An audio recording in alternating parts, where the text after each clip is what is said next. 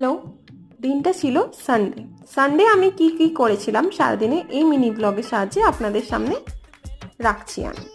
তো সকাল সকাল উঠেই আমি রান্না করে নিয়েছিলাম। রান্না করেছিলাম ছানার তরকারি। আচ্ছা, ছানার তরকারি কার কার ফেভারিট? আমার খুব ফেভারিট। নেক্সট ডে যেহেতু সোমবার ছিল, তো আমার সানডে নিরামিষ ডে। তারপর চলে গেছিলাম ডান্স ক্লাসের উদ্দেশ্যে। ডান্স ক্লাসে গিয়ে একটু প্র্যাকটিস করে নিয়ে চলে এসেছিলাম বাড়ি। ফ্রেশ হয়ে আমি চলে গেছিলাম স্টুডিও গিয়ে দেখলাম বেশ বিজি আছে আজকের দিনটা কাজের। তো এই দুজন দিদি এসেছিলেন অনেক দূর থেকে, 10ঘরা নামক এক জায়গা থেকে, যেটা তারকেশ্বরের কাছে। তারপর ট্যাটু ওনাদের হয়ে যাওয়ার পর চলে গেছিলাম আমরা ফাইনালি একটু ঘুরতে। টি টাইম গেছিলাম একটু চা খেতে। তো চাটা খেয়ে নেওয়ার পর চলে এসেছিলাম বাড়ি। টাটা।